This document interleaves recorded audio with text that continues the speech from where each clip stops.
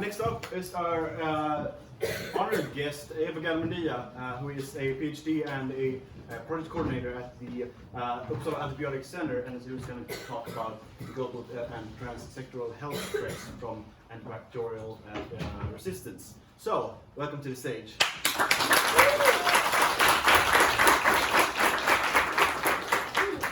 Hi everybody. I have heard that it's gonna be the first and only talk in English today, so I hope that's not a problem for every one of you.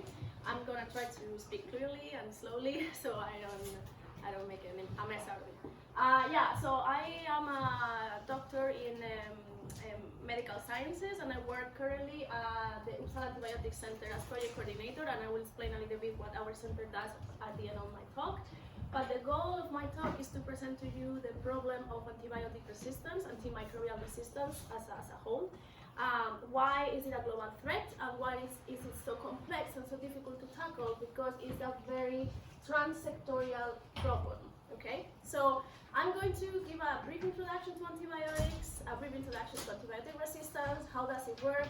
I might get a little bit into mechanisms and a little bit more into biology, so some of you might not completely understand what I'm talking about, but I want you to see the whole picture, okay? So antibiotics. Antibiotics have been considered in the medical field what we say a miracle medicine. And why is this? Well, antibiotics are drugs that kill bacteria or that can stop bacterial growth. And this is not the only reason why they're important, but they're very important and miracle medicine, so-called, because they are selective drugs. This means that they don't have an effect on viruses or human or animal cells. So we can use them to really target what we want to kill, in this case the bacteria or bacterial growth, right? As opposed to, for example, chemotherapy drugs, you know that they have a huge toll on the human body because they are not so selective, so they will kill the cancer cells but will also kill the healthy cells, and that's why they have so many side effects. Antibiotics can actually be synthetic, and the first antibiotic that was discovered, salvarsan, in 1907, it was a synthetic antibiotic. That means that it's produced basically in the lab with some chemical reactions. And the one that is mostly known is the natural antibiotic like penicillin. So penicillin was discovered in 1928 actually because of a mistake, so to speak. So Fleming was known to be a not so clean, not so tidy lab assistant, and he actually had some plates with some bacteria. He went on to holidays, and when he came back to the lab, he saw that something was growing on plates, and it was not allowing the bacteria to grow next to this thing that was growing on the plate. So he thought like, oh, there's something here that is not really allowing the growth of the bacteria. And that's how the first antibiotic, natural antibiotic penicillin, was discovered in 1928. So this moment, Fleming with the penicillin in 1928 was actually a key moment in the modern medicine era.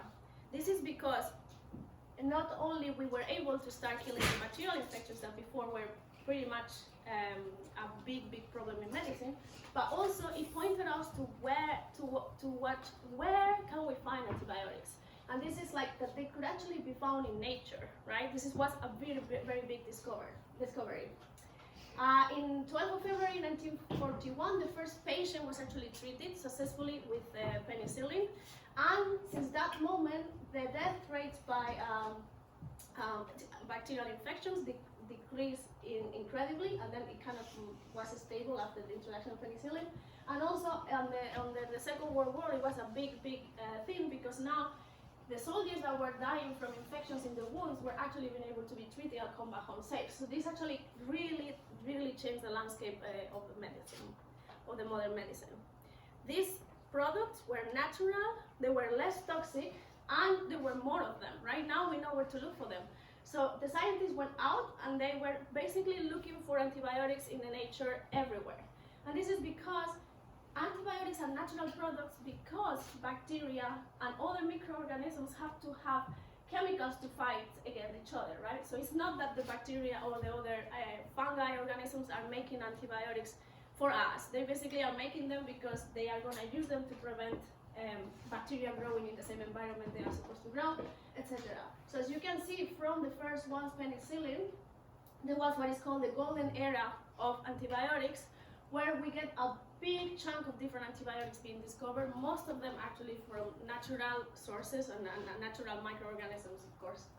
It was such the outstanding trust that we had in the antibiotics and all these antibiotics that were working, that, for example, in 1969, the Surgeon General said, it is time to close the book on infection diseases and declare the war against pestilence 1. That was kind of the setup back in 69, you know, we don't have to worry about infectious diseases anymore because we have found this gold that can help us overcome these problems. So, as you know, this actually made the landscape of the medicine to change completely.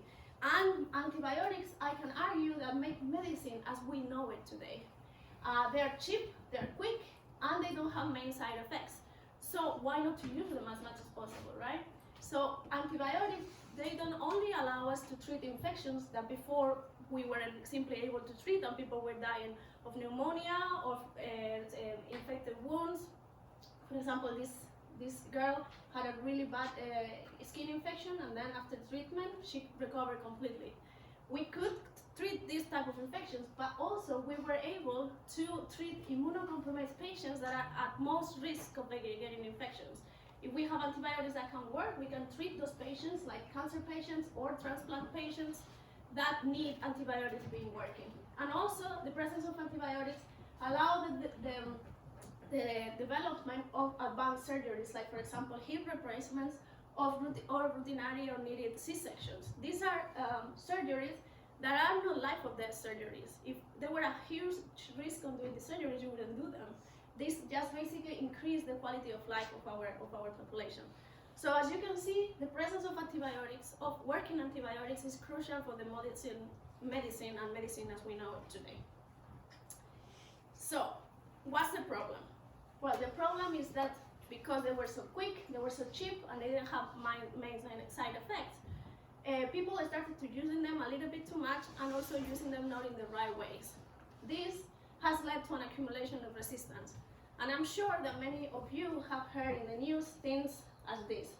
This is the apocalypse, we're gonna be back to pre-antibiotic era, the last resorts of antibiotics begin to fail, and this sort of apocalyptic discourse. How many of you have seen this around? Yeah, so it's pretty much out there in the media. How many of you know a little bit more about why resistance happens, why does it spread, and why it accumulates? I would say like maybe about half of the ones that knew about antibiotic resistance. So this is like the thing, we know that something is going on, we know that something is scary and might be really bad in the future, but we don't really know why or what's happening. So, antibiotic resistance. What is antibiotic resistance? Well, antibiotic resistance is the ability of a bacteria to live through antibiotic treatment. And I put this of a bacteria between parentheses because there is a lot of misconceptions that the resistance actually happens in our body, that we are somehow resistant to the antibiotic being working or not. This is not the truth. It's the bacteria itself that is able to survive the antibiotic treatment. So don't feel at fault, ever, okay? It's the bacteria. And how can this bacteria become resistant to antibiotics? Well, it can become resistant to antibiotics by different mechanisms and ways, but all of them result that the antibiotic is not able to work properly inside the cell. It can be because it doesn't get in as much as it should. It can be because the cell pumps out the antibiotic more than it keeps inside. It can be because some enzymes, some proteins in the cell will change the antibiotic so it wouldn't actually do its job. It could be because the bacteria finds a way around the antibiotic being actually active. Or it can be because the targets, the places where the antibiotic is supposed to work, they are changing the cell. So as you see, it's not just one way that this happens, it's many, many different ways. And depending on the antibiotic, they can be one or more working at the same time. At this moment, it is estimated that around 700,000 people die per year directly result of antimicrobial resistance infections. And it's antimicrobial and not antibiotic because here we also include the resistance, the resistance in fungi, which are not considered, they are not bacteria, and also in other like HIV and malaria as well. So it's a little bit more than just the bacterial infections. But the overall is that resistant microorganisms have a death toll of around 700,000. In 2014,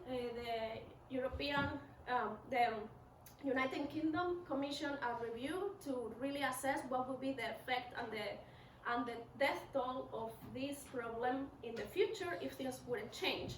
And the prognosis is that more than 10 million people a year could die of antimicrobial resistant infections if the situation would not be changed. Okay, and this will come with about $100 trillion extra in cost as well. So it's not just that toll, but also it's a huge toll in the global economic situation. Okay, maybe that speaks a little bit more to you, but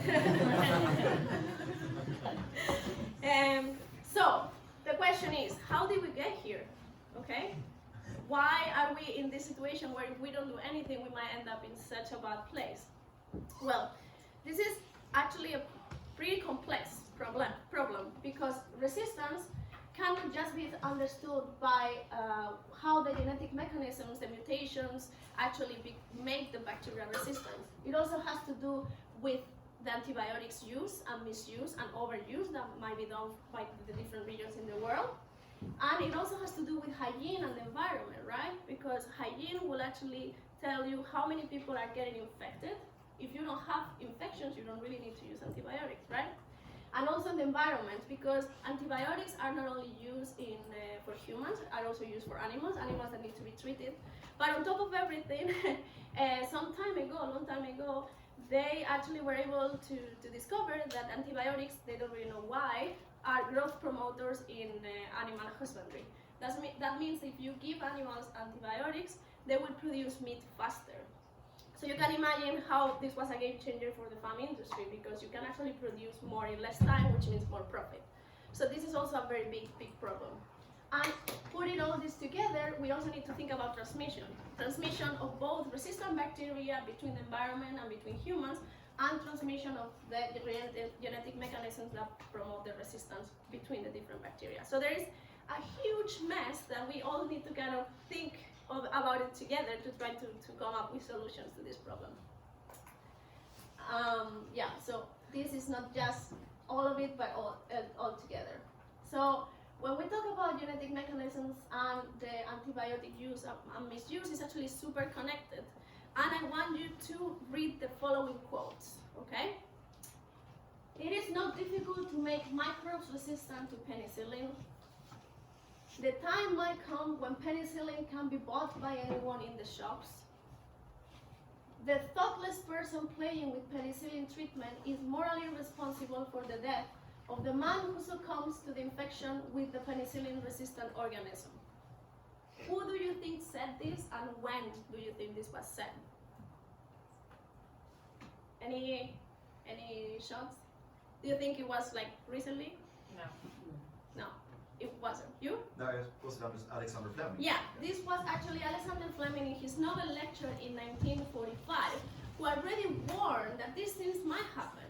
And still 70 years later, we are in the situation where penicillin and other antibiotics can be bought in the shops by anyone in some countries, where some doctors actually don't play this into account and give antibiotics just as a quick fix so they can get rid of the patients that come to their consult. And so it's something that's been going on for a while, but yet we have a big problem today, 70 years later. I want you to know a little bit of why using antibiotics leads to antibiotic resistance. And this is, at the core of this is evolution but not by natural selection, as Darwin actually postulated. And this happens because we have a population of bacteria. The majority of the bacteria in that population is sensitive. It can be killed by the antibiotic, but there are a couple of them that had some genetic changes and now they are resistant to the antibiotic. So when we use the antibiotics, we kill the majority of the sensitive bacteria, and now the resistant bacteria have a lot of space to grow and take over the population. And to put the things a little bit more difficult, these changes can not only happen in the bacterial chromosome, which is the bacterial piece of DNA that is needed for bacteria to be alive, but these changes can also be in extra pieces of DNA in the cell called plasmids, and these plasmids can actually be transferred between sister bacteria. So when you have resistant mechanisms in the bacterial cell, in the chromosome, that can only be sent to the bacterial daughters when they divide. But if you have these changes in the plasmids, this can also be transferred horizontally to other bacteria that were not resistant, which exponentially makes the problem worse and more difficult to tackle, because it's not only through growth, but also through just contact. And as we said, also, this is not happening just in the human context, which would be using antibiotics for therapeutic use between hospital and the community, but then you also have the use in animal husbandry, in plant production, in aquaculture, to both treat the animals but also to make them grow faster. And then you have the transmission of these resistant bacteria and the antibiotics to the environment. From the pharmaceutical industry also you have a lot of runoff, spillover on the environment. That all this together poses a lot of antibiotics in the community, in the environment, and bacteria that can be selected for and become resistant. So how does this look so far? A little bit complicated, right? So for a very long time, what happened is that if we have an antibiotic that is not working, well, we just get a new one, right? And this is what happened for a really long time, because there was a lot of things to be discovered. So they got an antibiotic, they started using it, the resistance accumulated, we look for another one, we started using another one. And I want you to look at this graph, because this actually tells you the antibiotic deployment, that means when it actually came into being used in the clinics, and the antibiotic resistance observed for that specific antibiotic or antibiotic class. So as you can see, it's quite soon. Like for example, chloramphenicol, basically the same year it developed resistance. Macrolides, 10 years later. Tetracyclines, it was even seen before it was put into the market, because they see it when they are working with it in the labs, and so on and so forth. So as long as you can keep looking for antibiotics and finding antibiotics, maybe the problem is not so bad. But when we look at the antibiotic discovery, we see that from the 1990s, basically nothing new has been discovered. And this is because the techniques and the methods that were used to discover new antibiotics are a little bit saturated. So we know that there are probably more antibiotics out there, it's just that we don't have the means of the tools to actually find them. And this is because only 1% of all the microorganisms out there can actually be grown in the lab. So we are missing 99% of the things that are living out there that potentially might be making antibiotics. We just cannot work with them with the techniques we have today. So this is a big problem, because you keep accumulating resistance to everything that has been discovered before and used now. So what happens globally? Well, nowadays we know that there is antibiotic resistance and antimicrobial resistance all throughout the world. And when we look at this distribution of antimicrobial resistance around the world, what we can see, so here darker colors means more abundance of antimicrobial resistant genes. And what you can see which areas of the world are hit the worst. The low and middle income countries, right? And there's been a lot of work to try to pinpoint why some areas of the world might have more accumulation of antimicrobial resistance. And for a long time, it was actually always kind of put into the blame that those countries use antibiotics worse or use antibiotics more or in ways that are not proper. But when you look deeper into this problem, what they actually see is that the antibiotic use can only partially explain this distribution, but is the situation of the health systems, the public money spent into health and prevention of infection control, and hygiene. So the parts of the world where there is poor sanitation, there is no good access to clean water, and the health system were worse, is where the antibiotic resistance accumulates the most. And then you might be sitting here, we are in Uppsala in Sweden, and you might look at your own country and you said like, well, we are not that bad. Yeah, that's true, we are not that bad. Sweden is one of the best countries when it comes to use of antimicrobials, use of antibiotics, preventing the spread of resistance, and keeping the resistance levels overall quite low. But Are we here isolated in the world? We are not. We live in a pretty global world where everybody moves here and there. So when you actually look at how the bacteria, the antimicrobial resistance of the bacteria that has resistance move through the world, what you can see is that when people travel to those areas that have more antimicrobial resistant genes, they come back to the countries carrying that antimicrobial resistance as well. So we cannot just say, oh, we're here, we're okay, because the rest of the world is not only suffering from it, but also threatens parts of the world that are doing so-called better in handling this problem. Here, for example, Southeast Asia, from 100 people, from every 10 people that travel to Southeast Asia comes back, 6 of them comes back with antimicrobial resistant bacteria in their gut. That doesn't mean they're sick, they're just carriers, because they colonize the gut, and then you are traveling back, you are bringing back whatever back you actually kind of put into your body, right? So these are things that people need to know when they travel. These are things that need to be in people's minds and when they plan their travels, and especially also when you come back to your country and you might have to go to hospital, you can always say, hey, I've been in Southeast Asia. This is something you might have to have in mind as well. So as we said, this excessive use and misuse has led to accumulation of resistance, which is not just local, but it's also a global spread. And this turns into a global and very multifaceted challenge that we need to work on actively. So, what are we doing about it? This is the main question now. We know the problem is there, we need to do something about it. And this is not something that is a fix, that is we can do something and we are gonna solve the problem and we can forget about this. This is something that is always going to be there. Bacteria are always going to accumulate resistance to antibiotics. So we need to kind of have a sustainable system in place that is going to ensure that antibiotics can still be used when they are needed, and they are not used when they are not needed at all. So I'm going to give an overview of the different disciplines in different areas. What is it that can be done and is being done to help the problem of antimicrobial resistance? From the natural sciences, we can understand the resistant mechanisms and the virulence. If we understand how the resistance happens and how the bacteria become virulent, maybe we can avoid the virulence altogether or the resistance. We can try to find new antibiotics with new techniques that didn't exist before. So we can actually start looking into, for example, soil and try to see if we can find antibiotics from bacteria that do not need to be cultivated in the lab. Or we can actually try to look in the chemical space. So this would be synthetic antibiotics, where the chemists, they just make a bunch of molecules and then they test if any of those molecules can have antibacterial properties. We can also try to find alternative treatments, like it could be using antibodies, similar to the new treatments that are trying to be used in cancer treatment. Or we can develop vaccines, because vaccines would actually prevent the infection altogether.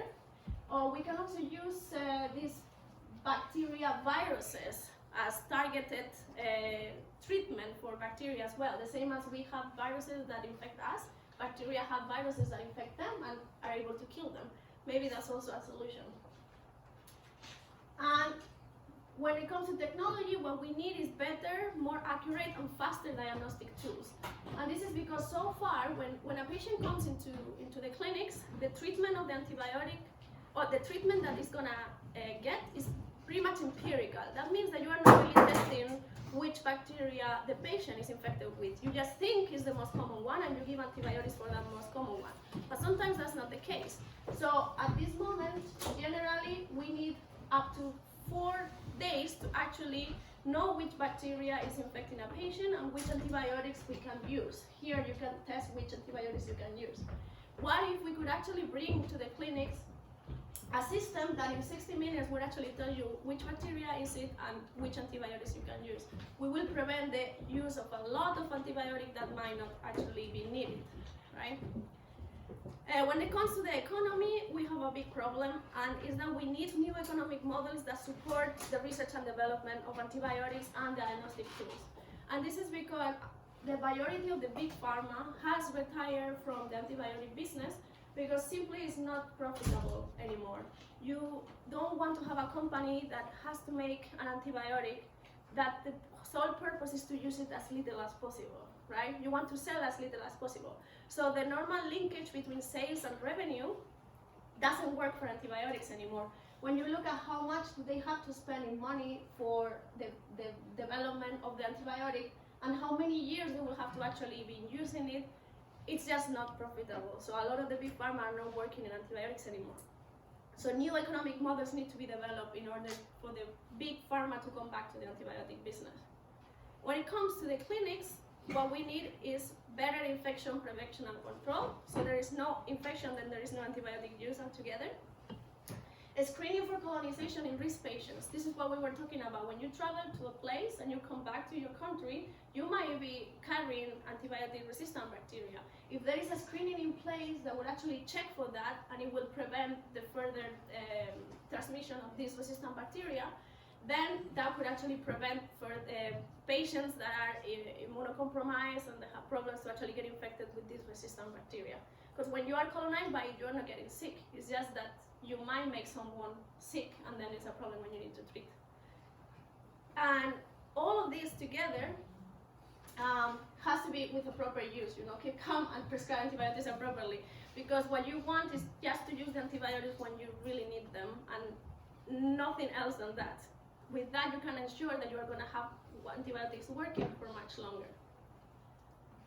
So all of that kind of ties together with the social sciences because human behavior and cultural factors are huge when it comes to antibiotic use.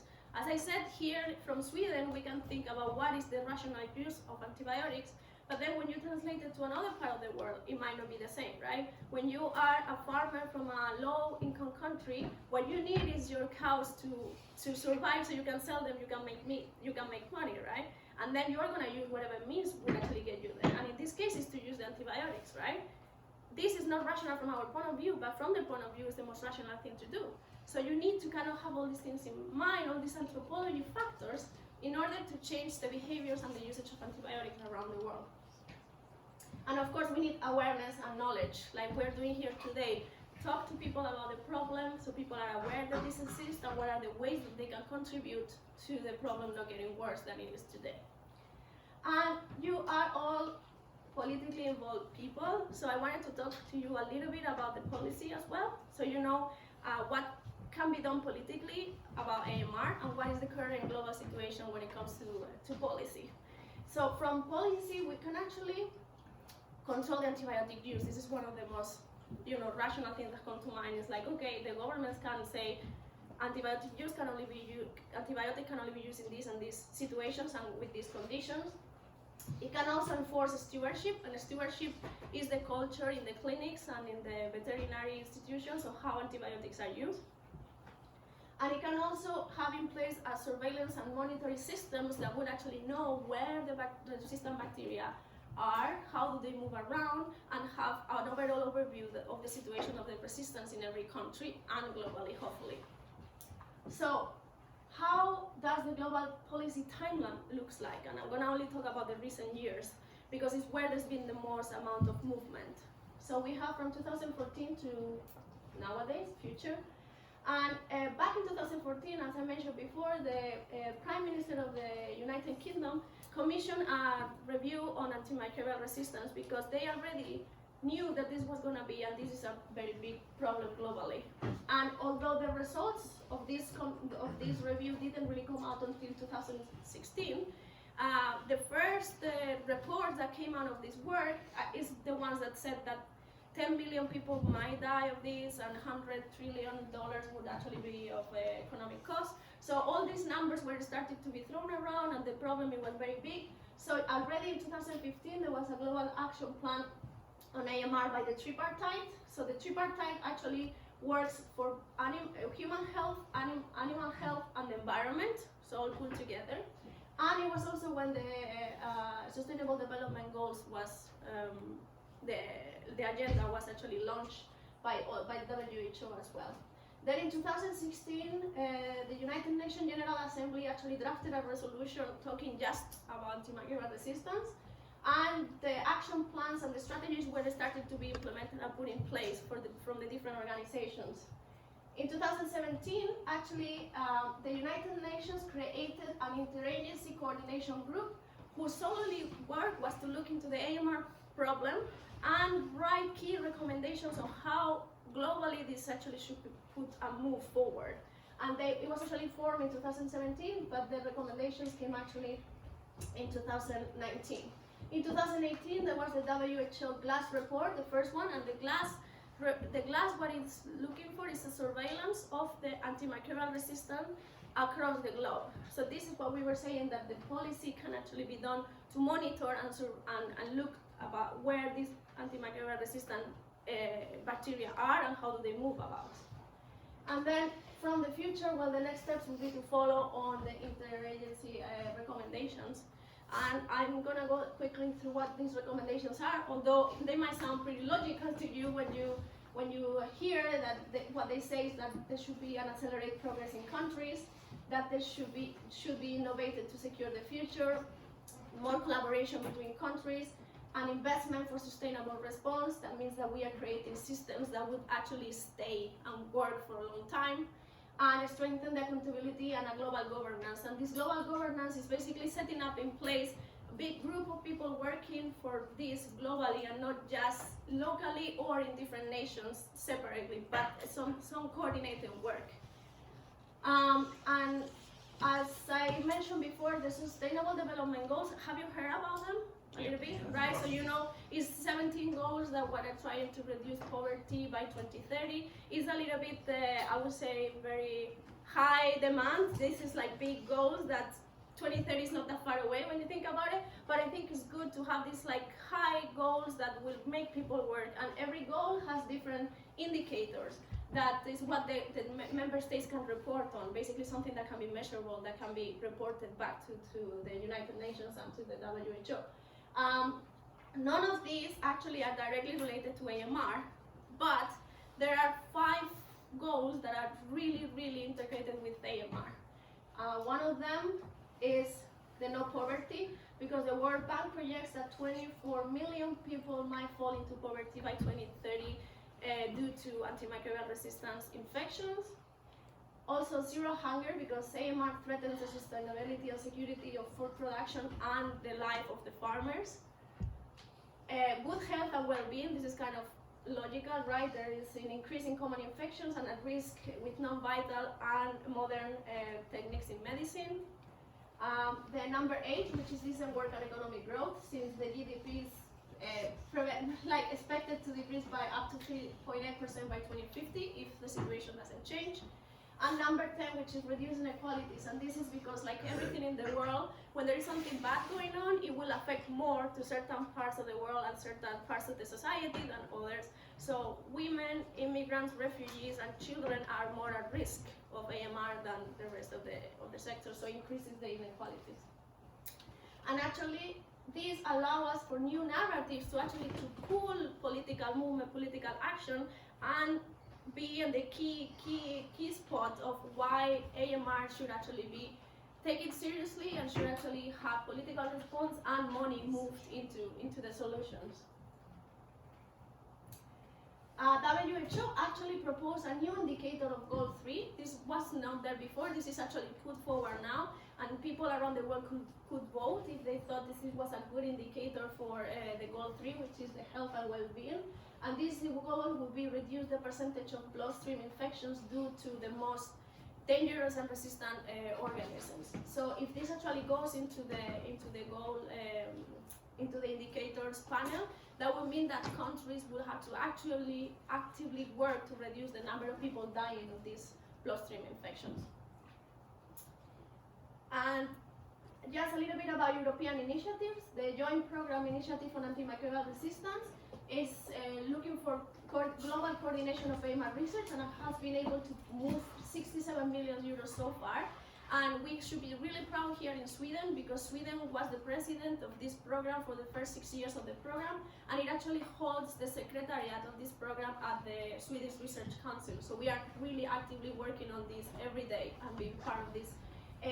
It was originally a European initiative, but now there are member states of all around the world, so it has become more of a global thing. And then is the European Union Joint Action Healthcare Associated Infections, because the majority of the deaths that happen because of antimicrobial resistance have to do with infections that happen at the healthcare setting, in patients that are in the ICU for a long time, or patients that are undergoing very difficult medical procedures that reduce their immune system, so on and so forth. And when we look about Swedish initiatives, we were actually, I say we because I'm Swedish now as well, so I'm Swedish. Sweden was one of the first European countries to ban antibiotics as growth promoters as early as 1986. This was a really big change in the antibiotic use here in the country.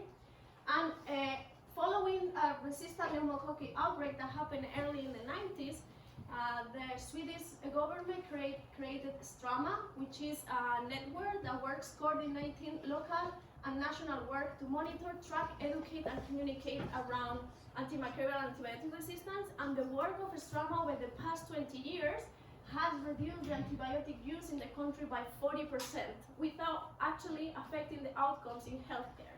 That means that they were using 40% more antibiotics that was actually needed to actually make the patients healthy, right? So this is a huge, huge decrease in the use of antibiotics in the country. And Sweden is not stopping working about this. It will continue. And in the latest strategy to combat antibiotic resistance, which was published by Paul Halston in in 2016, you can see there's a bunch of objectives to continuously work on this problem and not, like, say, put down the bar and that we already are doing okay. No, this is a constant work, and especially when it comes to leadership within the European Union and international cooperation, because a lot of the workforce actually happen here. There's a lot of knowledge and a lot of people that can help a lot of nations around the world on this issue as well. So I hope that you have understood that the problem of antimicrobial resistance, antibiotic resistance, it's multifactorial, and it actually needs that all of these kind of work together in order to create sustainable systems that will allow antibiotics to continue working. And I want to just say that I work for the Uppsala Antibiotic Center, which I already said Sweden is an example to follow. I think I gave you good reasons to believe that. And Uppsala University in particular is a knowledge and competence hub, because we have not only our university, but also the National Veterinary Institute is here. The Agricultural University is also here. We have a big university hospital, and we have the REACT network, which is working for the implementation of policy changes when it comes to antimicrobial resistance here, but mostly in low and middle income countries as well. And so the Uppsala Antibiotic Center is a multidisciplinary competence center in antibiotics and antibiotic resistance research that hopes that through education, awareness, innovation, and research can create a new generation of professionals that have a unique perspective on this problem and are able to understand how complex and how transsectorial this can be and why do they have to work together. I want to say thank you to my colleagues. Professor Dan Andersson is the director of our center, and Linus Andergren is a coordinator with me, and Anna Sorset, which is the head of REACT Europe, is also working with us, and it's a big support because they have a different way to see things. I'm a biologist, I'm super scientific. They are much more into the social aspect of it, and it's really important. So I want to thank you for your attention, and of course, if you have any questions, I'm happy to answer them. Thank you.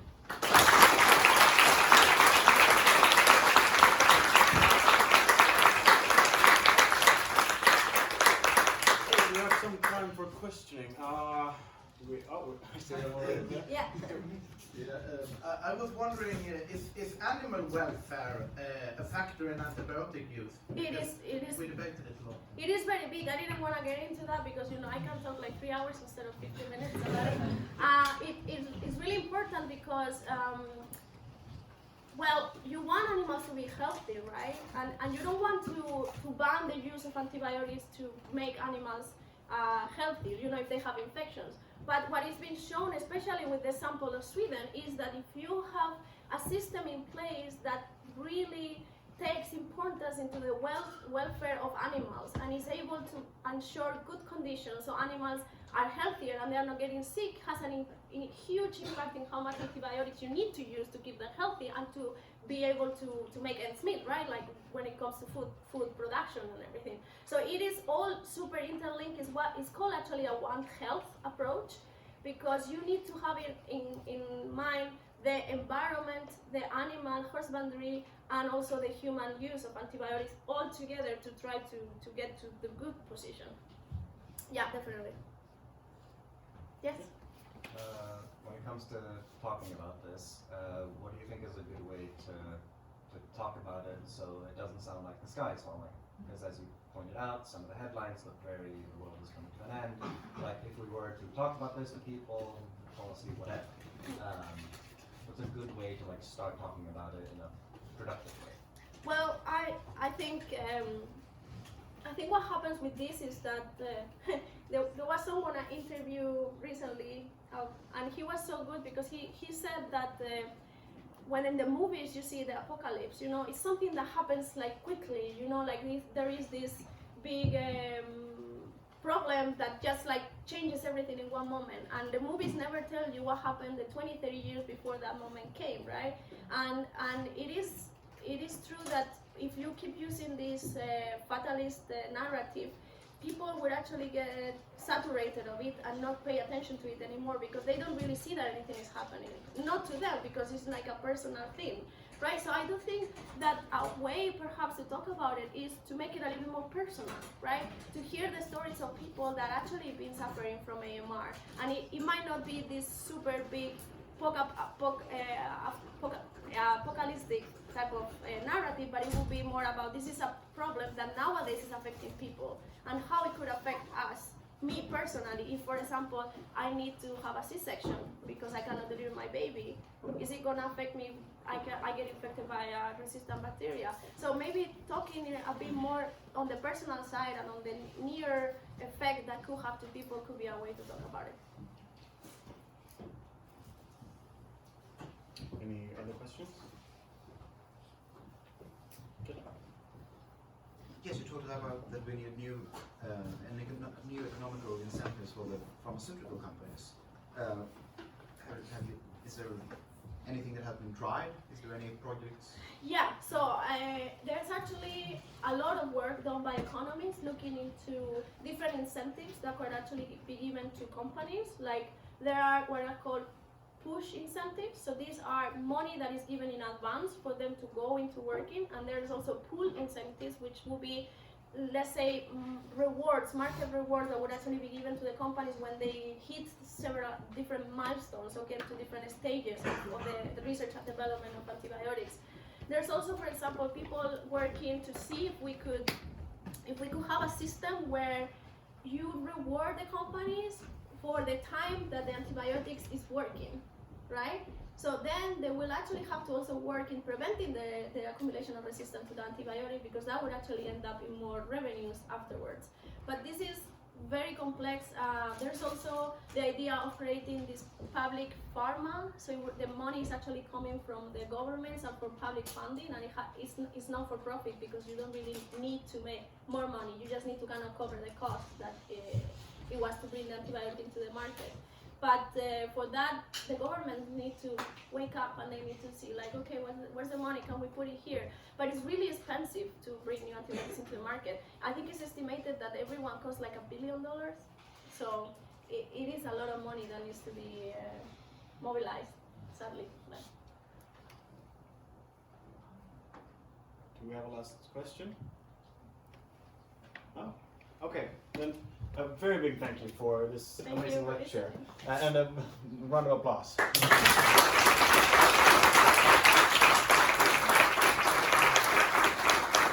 we of course want to give you our traditional speaker's gift, which contains a bottle of red wine with a wolf on it, and which it doesn't have anymore, and a sausage. So, thank you. Thank you.